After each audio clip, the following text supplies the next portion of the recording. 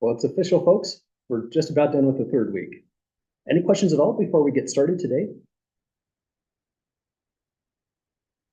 Okay, well, with where we're at so far, let's get rid of this just for a moment. Looks like we finished section 7.2, 7.3 last week. So the due dates are officially September 4th on 7.2, September 5th on 7.3. That is kind of tight for a lot of people. But keep in mind, I don't have a late policy in this course. Really, the due dates are primarily just for pacing's sake. So if you're hitting these by the due date, you're in great shape. If it takes you an extra day to get through this, maybe you had a question in class or anything like that, that's okay. You'll definitely get your full credit as soon as you get your assignment in. And other thing to mention is we're getting closer and closer to the exam one date. I don't have the information posted here, but I intend to get it posted over the weekend. But one thing you could do to think about studying for the exam one right now is the following. In my opinion, the most important way to prepare yourself for exam one is really just doing the homework sets. These kind of questions are going to give you exposure to all the typical problems I would assign on an exam. And when I go to write the exam, I'm looking at two things primarily. I'm looking at the actual problems we did at class. I review the notes that we see here. And then I'm looking again at the actual problems that we assign in class. And I'm making sure the problem kind of hits both of these. It's common in that sense.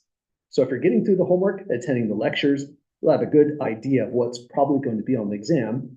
And again, hitting these problems, understanding them well, getting them done by the due date, or just making sure you're getting them done in time before the exam is going to give you a great idea of what problems you need to get familiar with, and you'll really just be studying as you're doing those homework sets. So again, in my opinion, to master this class, to get through it, it's all about the homework. I'd say that's 90% of this entire course, learning how those problems go. Seeing how they go in class is one thing, but then you'll notice doing them on your own feels like an entirely different thing. Never hesitate to reach out over email during office hours and those kinds of things. I'm always happy to help out with these kinds of problems. In fact, there was a question in class earlier today, so we put one on the board.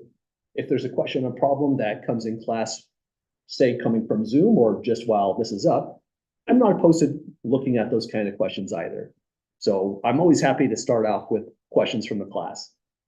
Any questions at the moment from the class? Okay, well, we're on the last problem right here. Then our goal is we're going to section 7.5, strategy for integration. That sounds like it's kind of an oppressive section, but all that's really happening there is think of section 7.5 as a review section. So it'll be kind of relaxing in a way. We're just looking at what were the main integration techniques that we need to be familiar with when we get through 7.5. So again, that's a good exam one review section in its own right. So back in 7.4, here's where we left off on. We want to integrate this rational function, but now the problem with all that is if you're integrating this, you need to split it in part into component fractions that are easily integrable. There's no good u substitution at all for this kind of arrangement. And another thing that makes this one a little bit harder is x squared plus 1 is an irreducible. There's no way to factor it. So due to the x squared plus 1 right here, this is a case 3 type problem. So first step we take is grab the entire rational function, x squared minus 2x minus 1,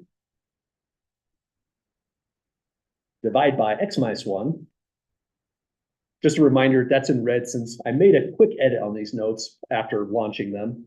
This one had a power of 2, but it looked like that one's a nasty, nasty problem. This is more similar to a more routine homework problem. The kind of things I'm avoiding in section 7.4 is any problem that's going to boil down to a system of equations that requires linear algebra. Linear algebra is not a prerequisite for this class. So that's why we're skipping around some of the topics. So let me finish copying this in, x squared plus 1. Then we just go from denominator to denominator, forming the fractions. For this linear factor, we'll just have an a over x minus 1. For the quadratic factor, the irreducible one, anyone recall what should go up here? Exactly, it has to be 2 terms now, so degree 1. And notice that pretty much what's happening is on this fraction, degree 0 in the numerator, degree 1 in the denominator. On this fraction, it's degree 1 in the numerator, but the denominator is degree 2. And that's the pattern you should see. The denominator is of higher degree by exactly 1 when you go to use the decomposition.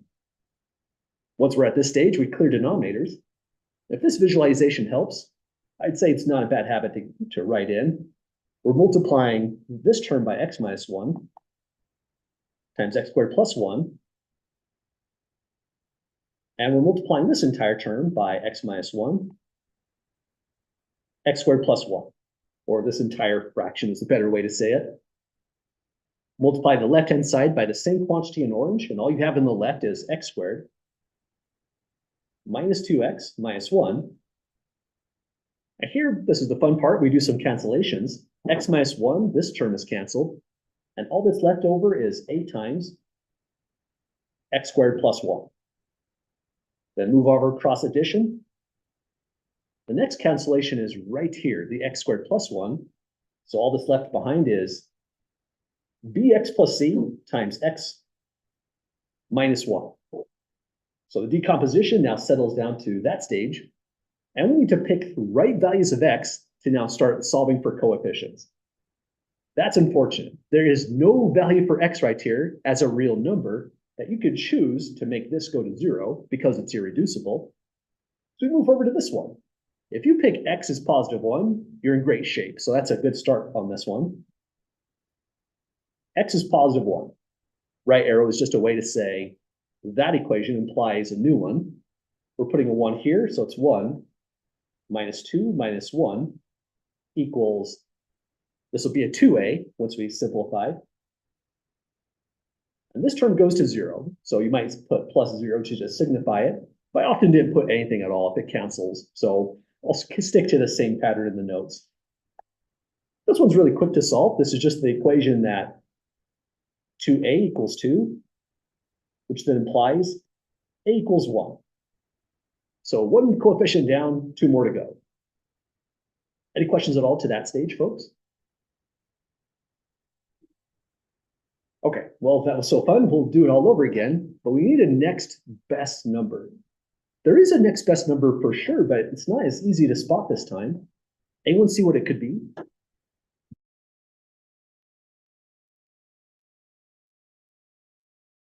We liked the 1 right here, only because it killed stuff. It killed the b and the c coefficient.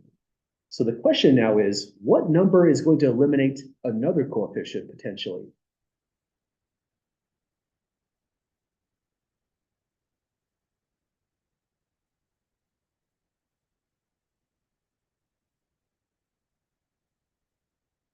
Let's use the yellow highlighter as a way of hint. So we want a number here that's going to potentially kill off a. That's impossible. Any quantity you put here is at least 1, and it's only going to be bigger for any other number. But over here, what value would you say is the nicest choice for x in that location? Absolutely. If you pick x equals 0, you're on the right track. Suddenly you can get the next coefficient. So let's say x is 0 on this one.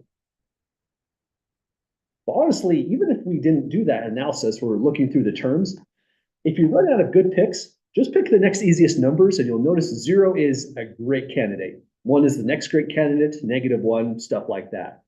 You could pick pi or anything weird like that, but you're going to get a system of equations and the algebra is going to get kind of out of hand, but it would work. Taking the nicer approach, putting in a 0, the left-hand side is now just a -1. I'm using the eraser, let me fix that. The left-hand side, rather, is a -1. A 0 right here is just going to give us a 1 times a. So I'll write that in as a. 0 here eliminates us down to the c times -1 coming from that factor. So that's a wonderful equation to solve. But notice it involves 2 variables, or does it really? Another substitution gives you the a value is 1 right here from the prior step. So now we have -1 equals 1 minus c. Well, we're just about there. Subtract 1 from both sides, or hang on. I feel like I have a mistake somewhere. Yeah, looks like over here when I canceled, I didn't carry the negative sign over. The 1 and -1 canceled, so I need a negative sign here. Let's put that in red since that is definitely a mistake. Then I'd have a negative here, and then we'd come back over here. A should have been -1, which means hey, when one mistake gives you like 5 or 12 corrections, but that's the next spot the negative sign would land. Now, finally solving that equation, well, C just has to be 0, right? You would add -1 to both sides. So that would mean 0 equals, excuse me, you'd add +1 to both sides. 0 is equal to -C. The only value of C that satisfies that is C equals 0. So now 2 coefficients down. Does that make sense, folks, on getting the value of C after that correction with the negative sign? Yeah. Oh, why is there a negative sign? This negative right here came from the simplification of that step right there. Or, nope, it came from, excuse me. Let me see if I can fix this. My negative here was meant to be a correction, but it should have looked like this. Thanks for asking about that. The integers are what's throwing me off today. That's altogether a -2. So this would say 2a equals -2 like that, going to this step. That's where my omission was. I was putting my negative signs kind of willy-nilly. Should have landed here, so we divide by 2 to get that -1. Other questions at the moment?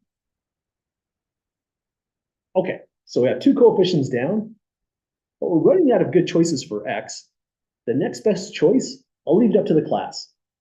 Any volunteers for another value of x? Oh, I think I missed a chat. Absolutely, Jose. Sorry, I missed that chat there. I should have gotten a -2 from that location. Bad arithmetic can throw it all off. And that's actually a big concern because this problem is extremely rigged to just work out right by hand computations. If I get the wrong coefficient here, a moderately difficult integral can become astoundingly difficult. It could change the problem totally. So always good to get those down pat. Any volunteers for the last choice of x?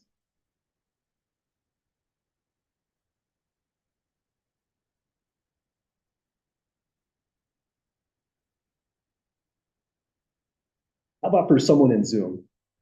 Anyone in the Zoom class have a good choice of x you'd like to throw here? Any favorite numbers or anything like that?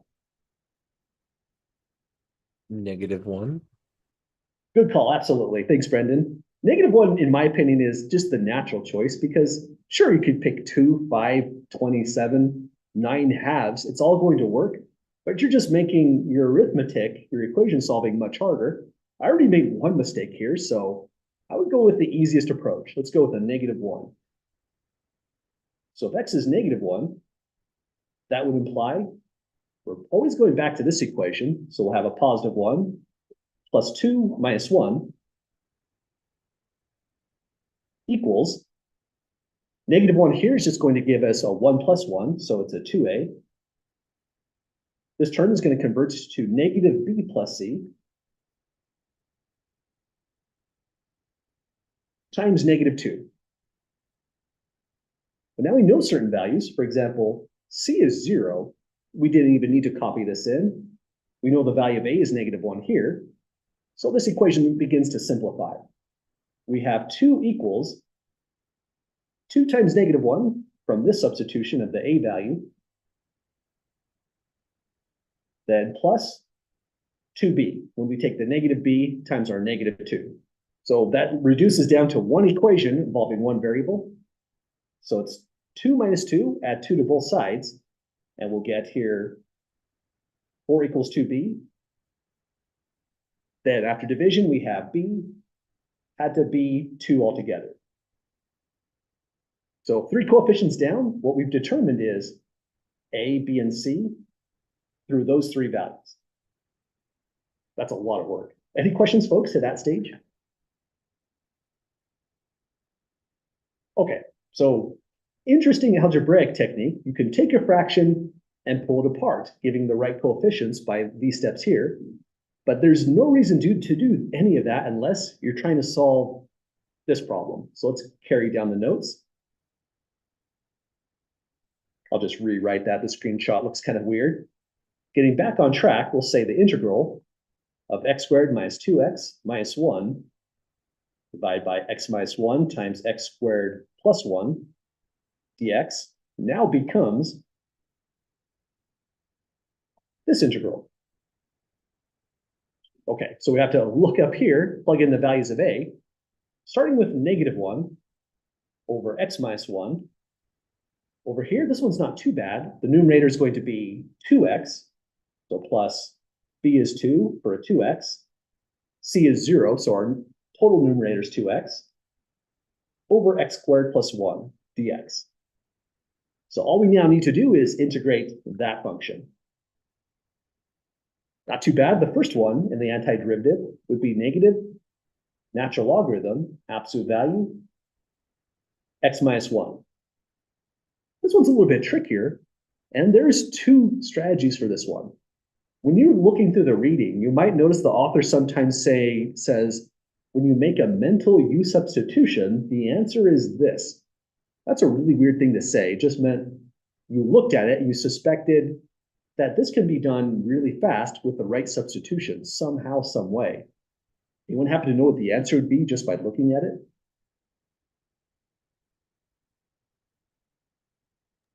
I'm glad that makes you squared? uncomfortable. Sorry, say again? Would it be x squared? It wouldn't be x squared on that one. It turns out the antiderivative of that is going to involve a logarithm some way, somehow. And again, it's something that the author says, he doesn't even show the steps on it. He says he did a mental u substitution. Honestly, that's really vague to me. I almost never do that kind of thing. But if you notice a pattern here, if you notice it was a logarithm of something, you're welcome to just put it in, since this problem is not really about u substitutions. But we're going to do it regardless. So let's focus on this portion right here. Let me go down to somewhere where we'll have some space. We want to find the antiderivative of 2x divided by x squared plus 1. Honestly, the more you do this, the faster it does become. But yeah, question first. Is it the natural log of x squared plus x? Close. It would just be x squared plus 1 is going to be the answer on that one. Let me think about that. So x squared plus 1. For some reason, I didn't think there's a 1/2. I think it's because the 2 right here is going to eliminate it. But this is actually what the author does. He eyeballs it and he says, that looks like it'd be the natural logarithm of the absolute value, x squared plus 1, add a constant. Me personally, I'm not a fan of doing that kind of work. So I would always work it out as an extra step down here. So let's show that this is really correct by the work below. Any questions first? Okay, so what would be the u if we did a u substitution? Anyone see what a good choice is? X squared probably wouldn't work too well on this one. Well, actually, I think it might. Sorry, say again? I would say probably x squared is going to get us on better shape. That one should work as a good u substitution. Exactly. But then you'd have a u plus 1 in the denominator. It's not too bad. That's still going to work. We did an antiderivative just like that. Yeah, go ahead. I think that's going to be the faster way to go. Just take the entire thing, x squared plus 1, and that would make a pretty good u for this case. X squared does work on this one, though. So u is x squared plus 1. The differential would be 2x dx. And we have just the thing, 2x dx is right here. So the whole thing turns into integrate 1 over u du. Any integral in that form, 1 over u, where the power is 1, becomes the natural logarithm of the absolute value of u plus a constant. And then u is x squared plus 1, so it turns into the natural log x squared plus 1 plus a constant. Now, I didn't do it over here. I put in the absolute value bars since that's just the procedure we do for the most general antiderivative. Here I dropped the absolute value bars because, well, x squared plus 1 is always positive. If you left your answer on this line, I think that's completely fine. I'm not too worried about the absolute value. But more often than not, you'd see the answer like this in the back of the book. Negative natural log x minus 1. Absolute value stays here because x minus 1 is either positive or negative, depending on x. But then we go natural log x squared plus 1. Absolute value is dropped because this quantity is always non-negative. It's at minimum positive 1. So leaving absolute value bars in is okay, but usually people would simplify it to that step. We did it, folks. Really the hardest thing about this problem is that right there, navigating through solving the coefficients. But then after you get through it, maybe with some extra u substitutions, it's not all too bad. Well, any questions at all, folks, on getting through these kinds of exercises? Yeah.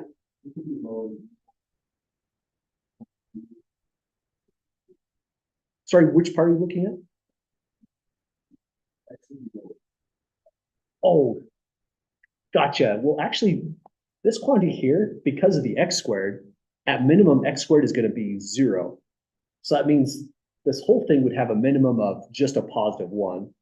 Any other value other than 0 is going to make it just go up and up. No, I agree. Oh, gotcha. Other questions so far? Okay, so these problems are really weird in a class like this one. This is a calculus class, and you might notice the algebra took center stage to just about every single one of these problems some way, somehow. We're focusing a lot on this when it's a homework assignment, since we have the time, the energy, and the space to do all that kind of stuff. But on a real exam, just to reiterate, you should be more ready to go with these kinds of questions, knowing how to break down and show the form of the partial fraction without solving. There's going to be a question like that, almost guaranteed. And if I do a question like, say, example 3 problems, this portion is going to be streamlined pretty quick. It wouldn't take too long if it does make it to exam 1. But think of the homework as where we're getting the majority of the practice. And if you're doing this as a homework question, related statement here is, we do have to show the steps on solving for those coefficients for full credit, because it's part of the course as well. However, there is a check on this. If you want to decide, is this even accurate? Did I get the right thing? Honestly, every time I do a partial fraction decomposition, I check it myself with software. You can definitely do that as well as a student. Go to your favorite browser.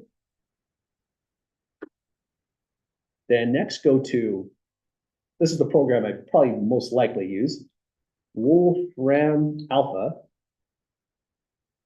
I must have not got there. There we go. You want this link for Wolfram Alpha.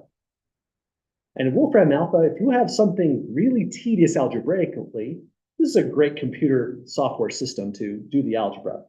You'd want to say something like x squared minus 2x plus 1 divide by, put double parentheses on this one to contain the full denominator and not accidentally multiply by one of those. X minus 1, x squared plus 1. Then we need to give it a command. The command I would give for this is partial fraction decomposition. If you misspell it, it's probably still going to work. Hit enter, and I don't think you need to pay money for this. They should give you the answer. Result is, well, did we get what we were expecting? We would have x squared plus 1 into this term. So that's x squared plus 1 into that. Hang on. That's not the result I was expecting. The expanded form is x over x squared plus 1. When you were typing it in, you did x squared minus 2x plus 1, not minus 1. There we go. Thanks for spotting that. I was never going to find that on my own, I don't think. Usually when it's my own mistake, it's like invisible to me at that point. Minus 1. You know, that can make all the difference sometimes. Good thing as well as for homework, if you feel like you're really stuck on a problem, it could be up to that. Just one sign change can make your problem just suddenly unapproachable. Let's see partial fraction. There you're saying 2x divided by x squared plus 1. Feeling a lot better about that. Thanks for the correction on there. Minus 1 over x minus 1. So this would be just a quick check that your algebra is on target. So let's maybe, how should we leave this on the notes? Let's take a screenshot. That's the web address. We'll just Google Wolfram Alpha, and that's the command we used. Let's put here, homework, needs to show steps on the decomposition, but use this tool to check your algebra. And that helps out quite a lot for this kind of stuff. Well, any last questions, folks, with section 7.4?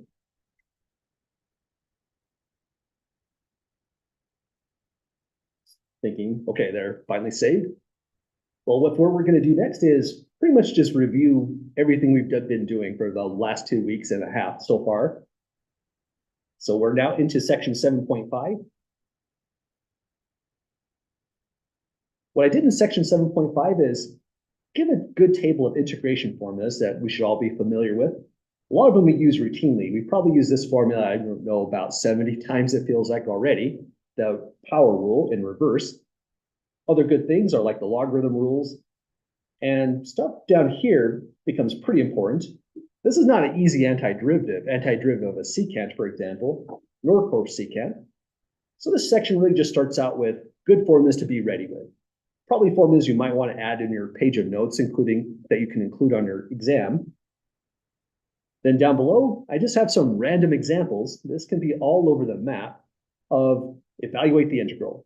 Lots of indefinite ones. I should have a definite integral at least in there. D.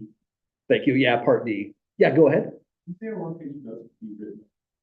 Yeah, you can have them either handwritten or just typed up. It's going to be up to you. And one page means front and back as well. So here's our problems. For this one right here, it just looks really bad, but there is a good strategy for some of these things. This one turns out just to be a U substitution, depending on the U you decide to substitute with. For one U substitution, it could turn into a trigonometric integral where now you need to go a U sub, trigonometric substitution, and it can become a long process. But with the right U substitution, sometimes these are done kind of instantly. So this is an unusual problem. For this one, I would pick this as the U. U is the square root of 1 plus natural log of x squared. Then that's a really aggressive U for U substitution. I think most of the time, people would pick natural log x. If we're going big, natural log x squared is possibly going to work. I went for the whole thing, including the square root, and just hope for the best. The downside of going big with your U is you have to differentiate that when you form the total differential. And now this involves chain rule with 3 different functions. It makes it a pretty good review question. So let's do the review down here. If f of x equals the square root of 1 plus the natural log of x squared, what is f prime of x? Well, there's 3 different functions here. There is this one. That's the outermost function, the square rooting one.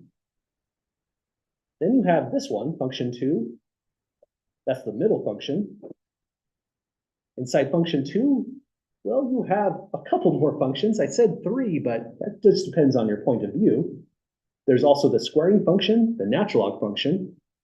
But let's just go in order with what we see so far without putting down too much notation.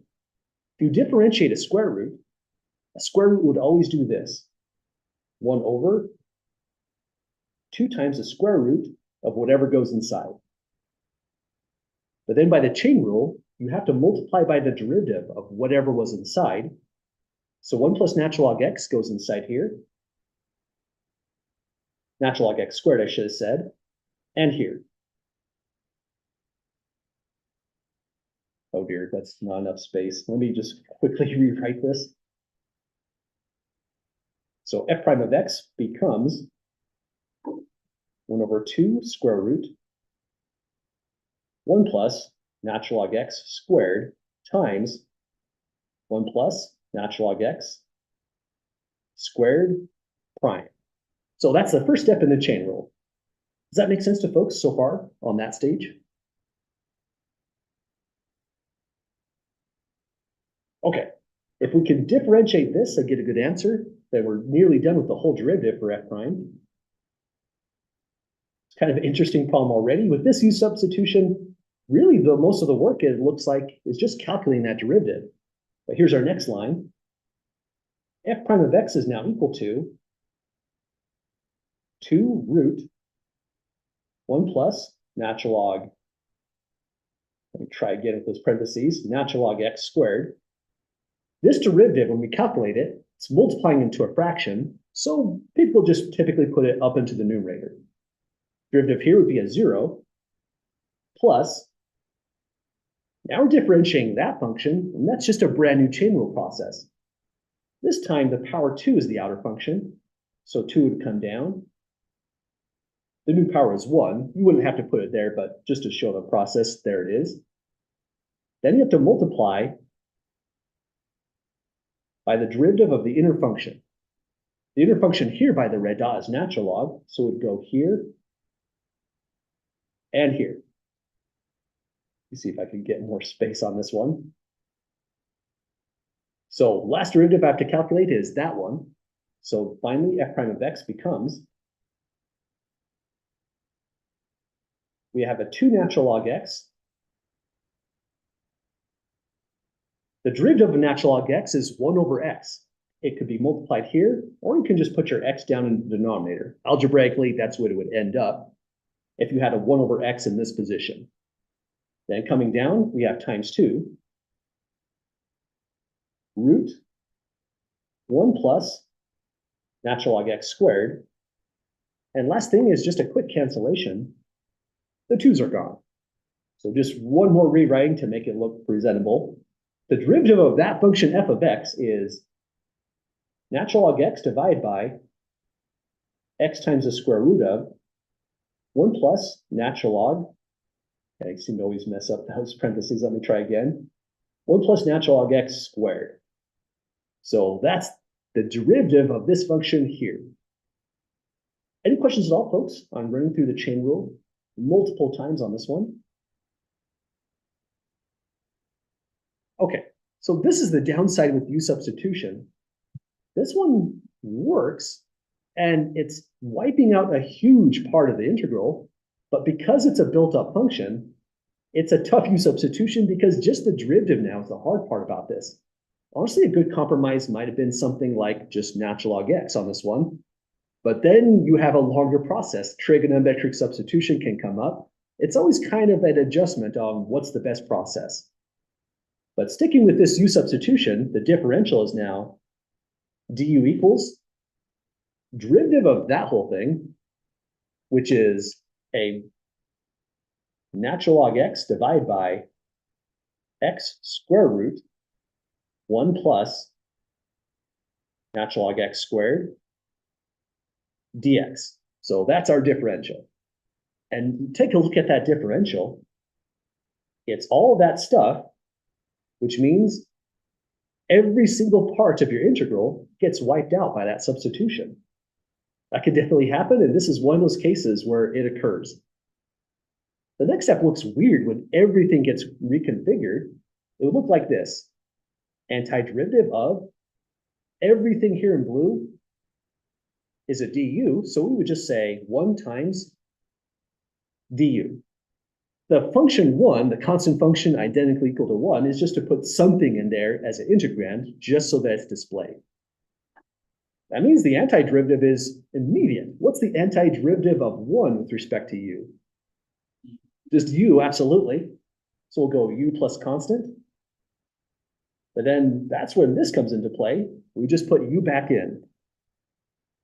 This turns into square root 1 plus natural log x squared plus a constant.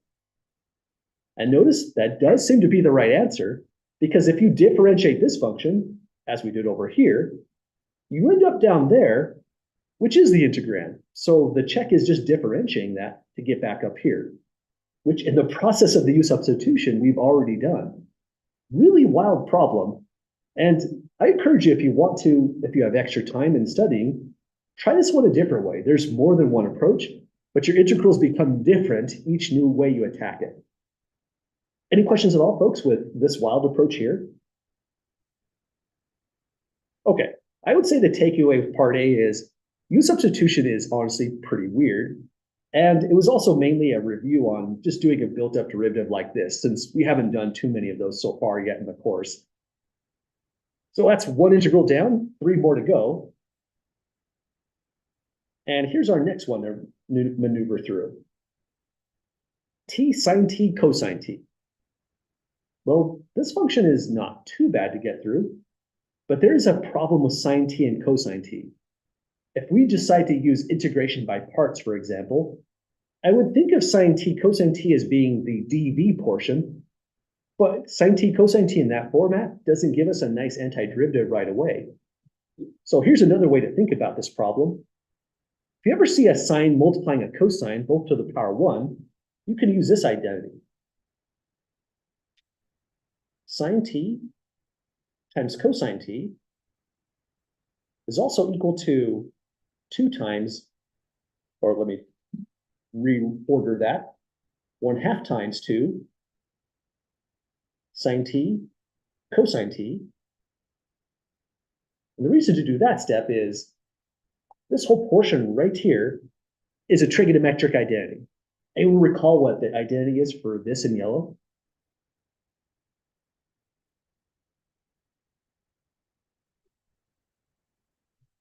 Absolutely, that's our double angle identity for the sine function. So this turns into 1/2 sine 2t. Yellow is conveying how the identity works. So if you ever see a 2 sine t cosine t, you can rewrite it like that. If you're missing the 2, no worries, just take a 1/2 times 2 and you're all set algebraically, nothing got changed. So we can take this whole integral, which is tough to start with integration by parts as it stands, and rewrite it like this.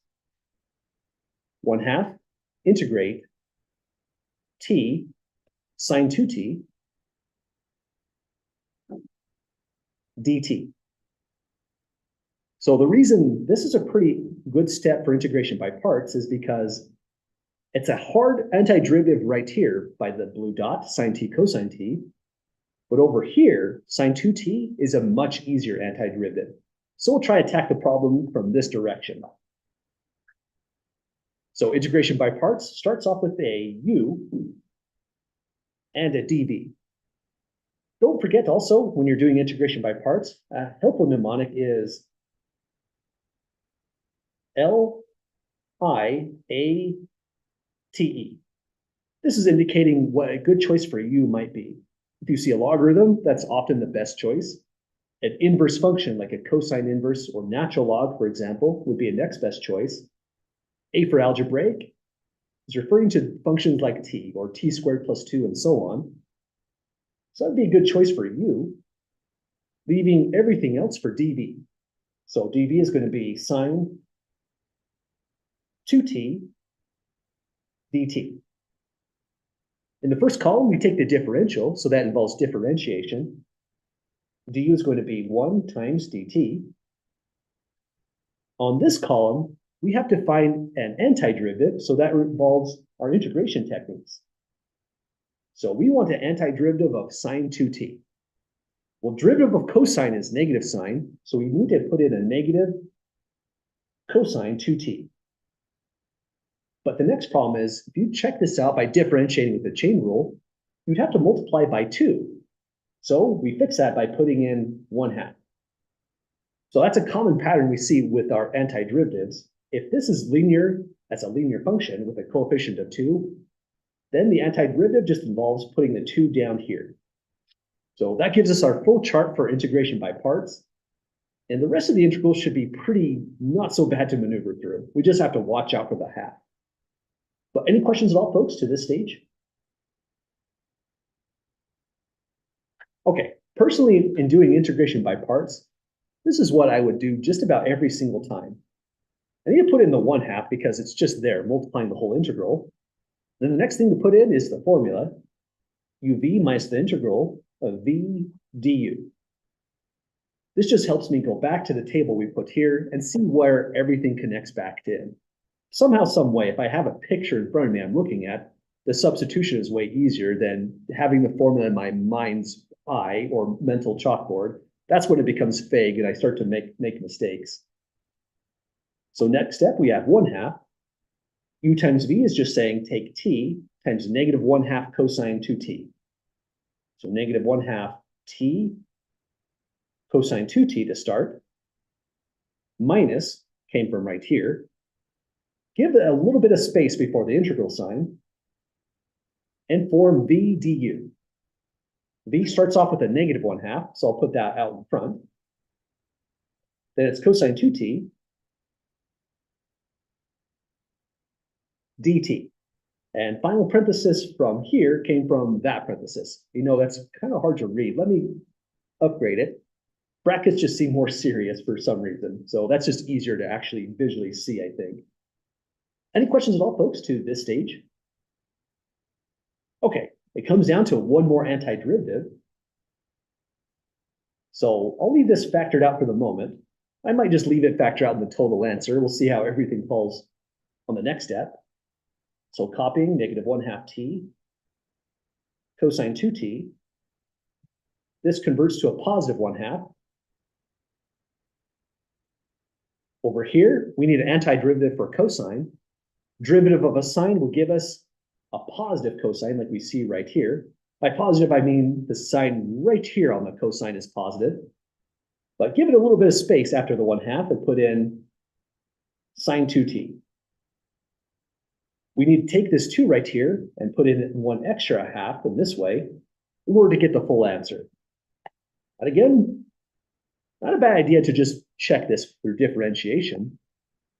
If you differentiate that part right there, you would get 1/2. The derivative of sine would become cosine 2t. But that's now a chain rule. Now you need to multiply by the derivative of 2t. That'd be times 2. These would cancel out. And you get cosine 2t. Same exact as the integrand right here. So yeah, if you differentiate that right there, the half put in, you're getting the right quantity. Now we can close a bracket, add a constant, and I probably would simplify a little bit of this stuff here. It's awkward to leave arithmetic things not finalized, but we're essentially done with this problem. Just a couple finishing touches. Any questions at all with the strategy for this one? Okay, so it's definitely integration by parts, but it started off in an unusual way. Sometimes you want to use some kind of trig identity. What would happen if we didn't use that trig identity? Well, right here, you'd have sine t cosine t, and you still have to find the antiderivative of that. You would probably still use that identity to make it work. So this just gets it done in a really fast way. And last step, I'll leave my answer with that 1/2 factored out and go -1/2 t cosine 2t plus 1/4 sine 2t, close a bracket and add a constant.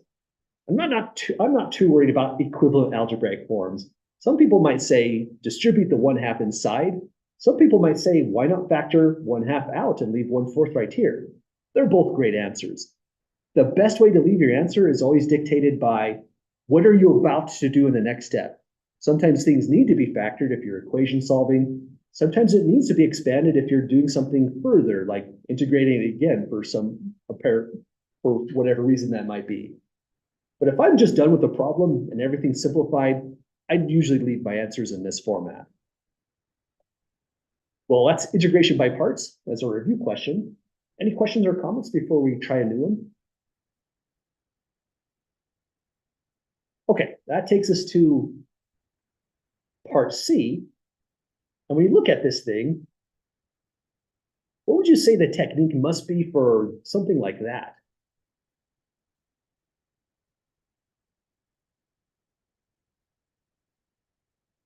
Two techniques would work on this one, by the way.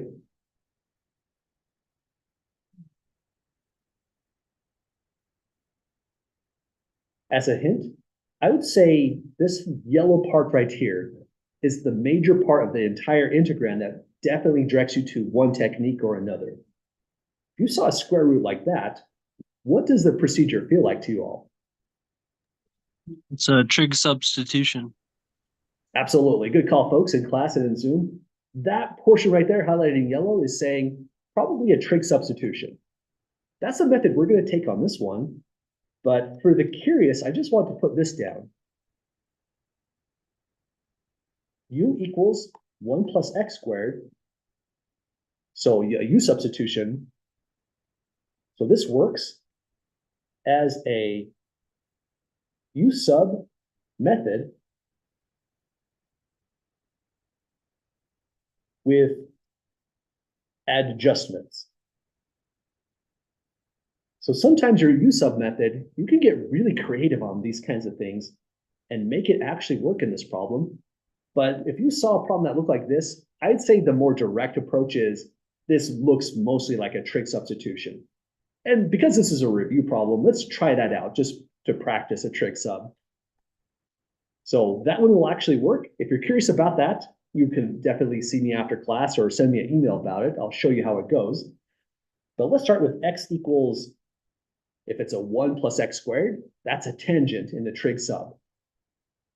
So x equals tangent theta. And by the way, where am I getting that? Well, if you're preparing a sheet of notes for the upcoming exam 1, you probably definitely want, after it loads, this table right here, because it specifies everything in the trig sub.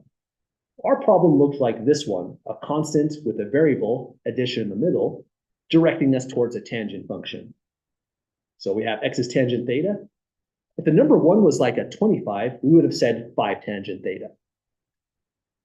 Well, after we have x, next thing we calculate is dx. So dx is going to be derivative of a tangent is secant squared theta. And d theta goes in there just because it's a differential. I want that one in blue, so we'll just put a highlighter on it. Last part in yellow, root 1 plus x squared. When you do a lot of these trig substitutions, a lot of people might just put down a trig function right here. If it's tangent, I'm expecting secant, and you're allowed to do that. I would just assume you've done enough of these in the homework, you just know the punchline to it. But this is still not a bad thing to do once you're learning trig substitution, getting more fluent with it. We're putting in 1 plus the x squared, it becomes the tangent squared. And there's an identity for that. 1 plus tangent squared theta is secant squared theta. That's the brilliant thing about this table. That's what this is saying right here. You're getting a secant squared through that trig identity. So this turns into root secant squared theta. This becomes then, after we take the square root, and notice in the absolute value, the quantity is always positive, it becomes secant theta overall. So in yellow, we're going to throw in a secant theta. Finally, that's all the moving parts. We just have to assemble it right up in here. So we have a quantity for x cubed. We have a quantity for dx. And the root is just going to turn into a secant. Putting all of that together, here's what we have so far. We're integrating x cubed. So that's going to be tangent cubed theta. Down below is a secant theta. Times secant squared theta d theta. So if we can maneuver through this integral, we're home free. Any questions at all, folks, with the algebra to that stage? Okay, it looks like there's just a quick cancellation. That secant to the denominator will reduce the power by 1 here. So we have tangent cubed theta times secant theta d theta. Now we need to make the decision, what substitution could simplify this down? There's 2 good ones to try. You might try u equals secant theta or u equals tangent theta. Sometimes both of them work. Oftentimes one or the other is going to be the best choice, and sometimes only one of these are going to work. It's possible none of these work, but I'm going to carefully vet the homework problems so that we don't get into one of those crazy ones. You might have read it in the examples in 7.2. So any volunteers for which one looks like the best choice on this? Yeah. Let's give that a try. We go with u as secant theta, crossing it out just to say we're not using that one right now. Then du would become secant theta, tangent theta, d theta. And I recall in class, there's different ways that people like to do these. Some people like to solve for d theta and do the cancellation over here. I pretty much just mimicked what the author does. The author splits up the factors and then does the substitution else otherwise, or after the split. So I'll always leave it up to you. If you're reading the book, you notice the steps usually goes like this. Integrate. We need to produce a secant theta tangent theta. So this gets split up. It turns into tangent squared theta times secant theta, tangent theta, d theta. So that's the split on our tangent. And the only reason to do that is, once again, secant theta, tangent theta, d theta is just a clever way to say du.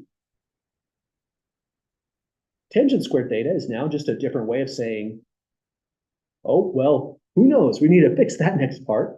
We need a trig identity. So if we have a tangent squared theta there, I forgot our u is a secant, so I can't just put u squared in that location. But for tangent squared, the identity goes secant squared theta minus 1. Where did we get that identity? You know, this table really is pretty awesome. All I did is go here, subtract 1 from both sides to get the identity for tangent squared. So there it is. That means that tangent squared is effectively u squared minus 1. So that's how I would typically, personally, when I saw these, I guess I just got used to the author's way of doing it in our textbook. I usually do it this way personally.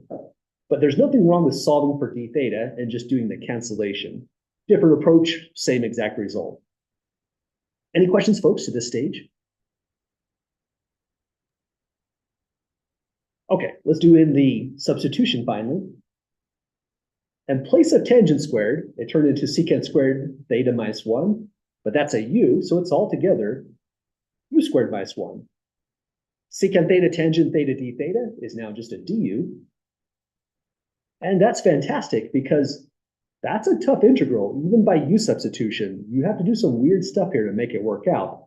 You have to use this u and solve for x squared, for example, move things around. But down here, we reduce this to a calculus 1 type problem. Power rule in reverse would say this is a third u cubed minus u plus a constant. So now that we're down here, there's still major work to finish off this problem. Imagining this is a 6-point problem on our real exam. There's 2 points this time to get back to the original variable x, because it does take a good amount of work. What we do is we come back up here to the original trigonometric substitution, solve for the tangent function or whatever trig function it was. In our problem, we would get tangent theta is x, but you want a numerator and denominator, so make that a fraction, x over 1. In terms of right triangle trigonometry, is x the opposite or the adjacent? Anyone recall how that goes for tangent? Absolutely, good call. And that's the SOHCAHTOA mnemonic that I literally just reminded myself of just to make sure it was right. SOHCAHTOA. This is saying tangent is opposite, divide by adjacent. So OPP for opposite, ADJ for adjacent. Let's scroll down just a touch. That produces a right triangle, which is just a clever way to organize information so that we're not using these identities to solve for all the functions. So it's a faster way to approach it. Here's theta. It says opposite of theta is x, so that'd be out here. Adjacent to theta, that's going to be this line segment, has length 1. If you use Pythagorean's theorem, you would get that this length is 1 squared for 1 plus x squared, but that ties together with the earlier comment. It should come from right here as well. I'm going to try to avoid too many arrows, but I think that's a decent one. Just as a check in your work, that always emerges. If you use Pythagorean theorem directly, you're just checking that this is the right quantity, essentially. So with that in play, well, let's finish up undoing these substitutions. Back here, this turns into 1/3 u was a secant theta, so that's secant cubed theta minus secant theta plus a constant. Coming back over here, we need a secant theta. I would generate it by thinking in these terms. Cosine is the adjacent side divided by the hypotenuse. So secant goes in the reverse order. Secant theta is going to be the hypotenuse divided by the adjacent side. In our diagram, the hypotenuse is root 1 plus x squared. Divide by, adjacent side is just a 1, so that'll simplify in the next step. So coming back over here, we're just going to plug in that value for secant theta in those two positions, reminding ourselves to cube in that spot. So that gets us through undoing the last substitution. And we can now write in that this is all equal to 1/3. This would be root 1 plus x squared to the power of 3. There's nothing wrong with this expression over here, but the back of the book probably would take an additional step on this. I'll show what that looks like. This one we would just go minus root 1 plus x squared, add a constant. And that's a great answer. If you leave it like that, I'm really happy with it. More often than not, though, it looked like this in the back of the book for the odd answer solution. Power on root 1 plus x squared is a half. So let me try again on that. I should write the thing in the middle, then the parentheses. So we would go 3/2 like that. There's an index of 2 forming the denominator, and the outer power of 3 forms the numerator. Then minus root 1 plus x squared plus the constant. So my claim is that this function down here is the antiderivative of that. It does take some work to check your answer. I mean, differentiating this is only half the battle. After you differentiate that, you have to algebraically simplify it until it looks like the original problem up here. In all honesty, with these long questions, sometimes the check is more work than the actual derivation of the answer that we landed on. So it's good to just be careful at each step as a way of doing intermediate checks through the process. But we did it, folks. That's how a trig problem could go for trig substitution. For the next problem, I have what looks like a pretty nasty, what would this one be? Partial fraction decomposition. I'm going to leave it up to the class. Would you rather try this problem again with the U substitution method? That's weird. Or would you rather go into a partial fraction? Any volunteers for a direction today?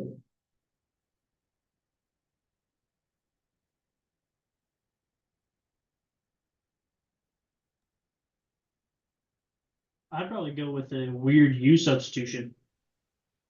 Let's try the substitution. Okay. Thanks for being the first responder on that one. After we do that one, we will come back to this problem. We'll probably be finishing it on Monday's class. I'll leave this one for last, but I want to give this one a comment. This one's nasty. This one requires using the method of equating coefficients. So it's kind of a worst case problem for partial fraction decomposition in the sense that it requires something a little bit new we have not yet done in this course. So we'll leave this one for later, and let's try this one again.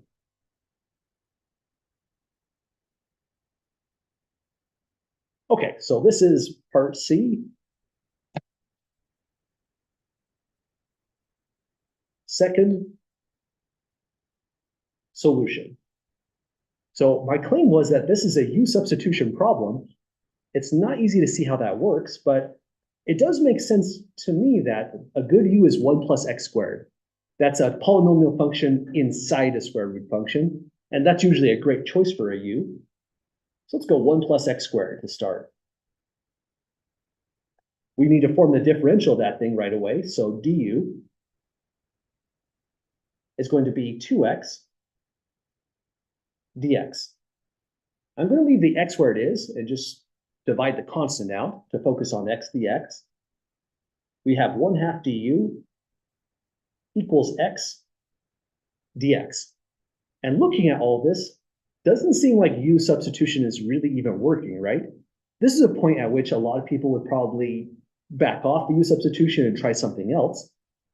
But let's see what we've got. That's just going to turn into root u, so that's not too bad.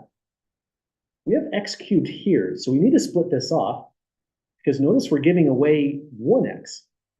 So let's rewrite this. The x cubed right here is going to turn into x squared. We have root 1 plus x squared below. Now, because it's x squared, we need to throw in times x dx. And yeah, we're right back to x cubed if we allowed that x to multiply back in. So algebraically, it is the same exact integrand, but things have been partitioned and split off. So far, x dx in green, we know what that is. It's a 1/2 du. This is a root u.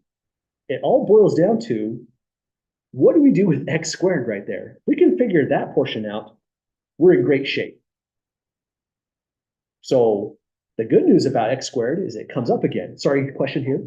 I think it, you have one, right? Exactly. If you notice it came up again, you're on the right track. So good eye identifying that portion. We need to change around the equation and just say that x squared, like you said, is u minus 1. And that's great, because if you're doing a u substitution, every single part of your integral just has to become a form of u, written in terms of u. We can do that with x squared as a u minus 1. So let's see what all that gives us so far. Antiderivative of, putting this all together, x squared here turns into u minus 1. I don't have a lot of color, so I'm trying to use this strategy to just highlight different things when I run out of colors, blue and green. Down below, this square root turns into root 1 plus x squared. That one's just u by itself. So root u down there. And the x dx, that's a 1/2 du. I'll put my 1/2 here because I forgot to factor it out of the integral. But my next step is just to put 1/2 over here. Forgot the space for it. But we did it, folks. Everything in that integral is now in terms of u. That means this is approachable. We should find some way somehow to finalize this answer. So next step, I'll pull the 1/2 out just so we're focusing on the things that vary. And antiderivative here, it's kind of tedious, but it's not too bad. There's no wild technique. If there's one term in the denominator, divide it across the numerators and start splitting this up. We have u divided by root u minus 1 over root u du. Then u over root u, let's simplify that down. U divided by root u becomes, in the denominator, it's u power 1/2. So the numerator, we should write to the power of 2/2 to get u power 1/2 altogether. Also, 1 over root u, we should fix that one as well. That's 1 over u power 1/2. Better written as u power negative 1/2 once we bump it into the numerator position. So with that exponent work there, this becomes 1/2. Integrate. U divided by root u became this, just u power 1/2.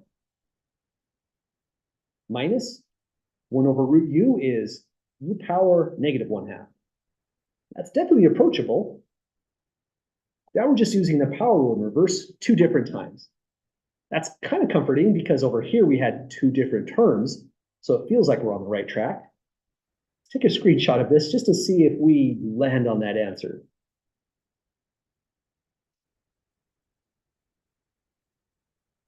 Any questions so far, folks, to that stage?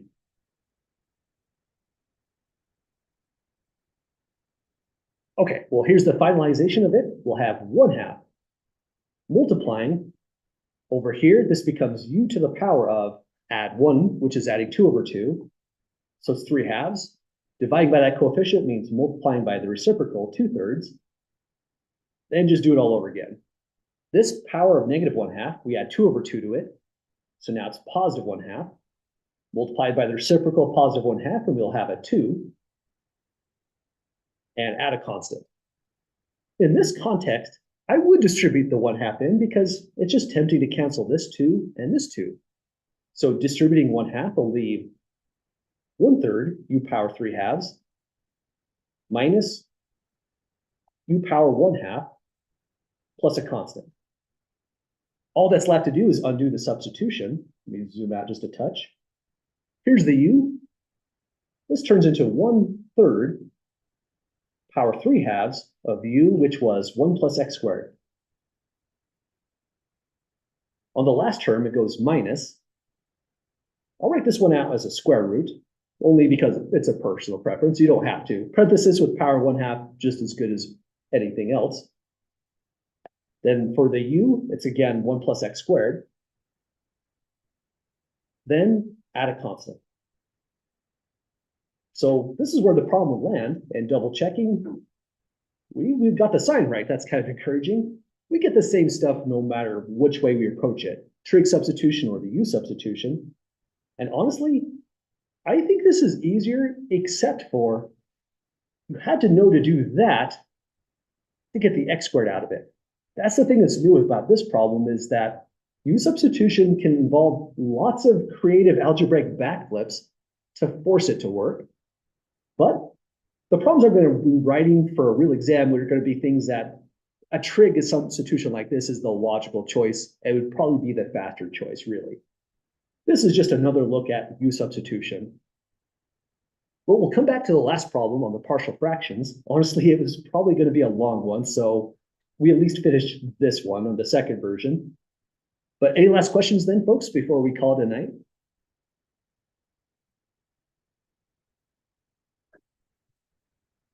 Okay, well, next class, we'll be finishing off these notes. Then we'll look into approximate integration and improper integrals next week. Have a great weekend, folks. If questions come up during the weekend, don't hesitate to email. I'll be happy to help out.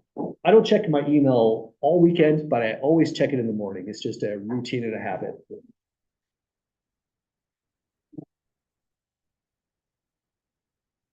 Thanks, folks.